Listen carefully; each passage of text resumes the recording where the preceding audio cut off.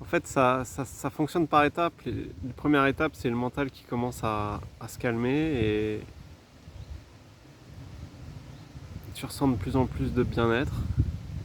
Mais ton mental, il fera tout son possible pour te dire que tu as autre chose de mieux à faire que rester là, assis sur un banc dans les bois.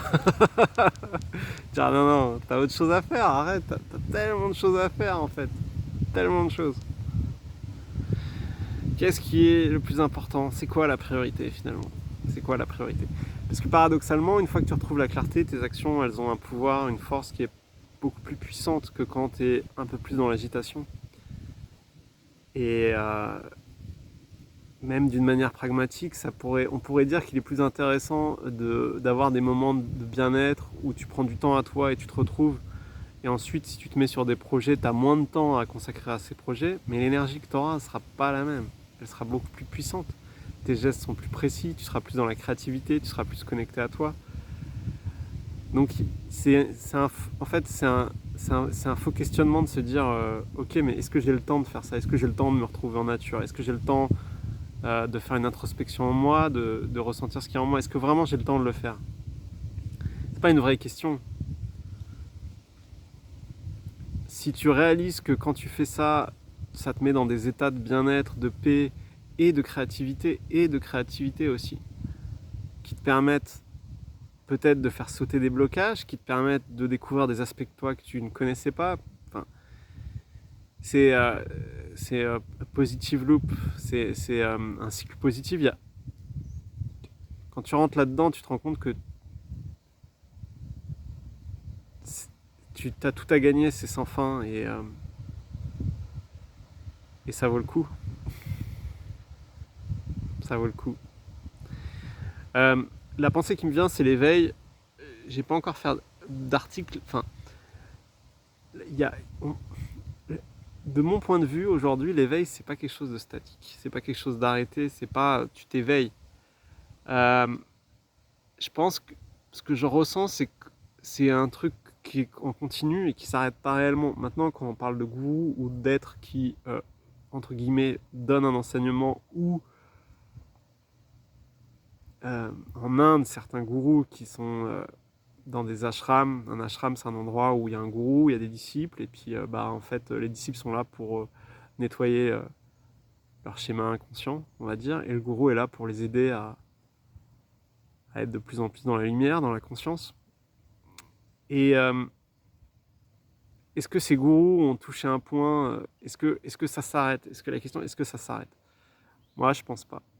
Maintenant, c'est une croyance, ça n'a pas de validité. De ma propre expérience, ce que je ressens, c'est que le chemin continue et continue et continue, et de toute façon, c'est cyclique. Il y a toujours des phases négatives, il y a des phases positives, il y a des phases très très positives, puis après tu repars dans des petites phases négatives. Euh, le tout, c'est on entend aussi souvent cette notion d'alignement. Et l'alignement, je pense que c'est quand on parle d'alignement avec ton vrai être, avec qui tu es réellement, il y a cette notion.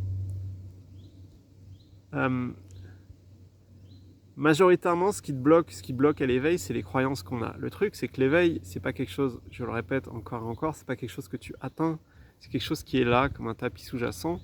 Mais ce qui t'empêche de vivre, entre guillemets, cet éveil, ou vivre des moments où ton mental se calme et tes émotions, c'est tes croyances qui sont inconscientes et qui sont liées à la société dans laquelle on vit, parce que c'est une société où on a on- cette notion d'individualité est prédominante. On est des entités séparées du tout. C'est ça, quoi. On est là, et puis il y a tout ce qui se passe autour de nous, et sauf qui peut, quoi. What the fuck? Et en fait, l'éveil, c'est aussi de se sentir connecté aux choses et tout d'un coup de se dire non, mais en fait, je suis peut-être pas seul dans cet univers à, à me battre contre les éléments, mais peut-être qu'il y a une orchestration qui se passe et que j'ai un cheminement et que plus je me connecte à moi, plus je me connecte aussi à l'univers. Après, encore une fois, j'aime pas trop rentrer là-dedans parce que la seule chose qui a une validité, c'est ce qui est expérientiel. tout ce qui a de la validité, c'est ce que tu expériences.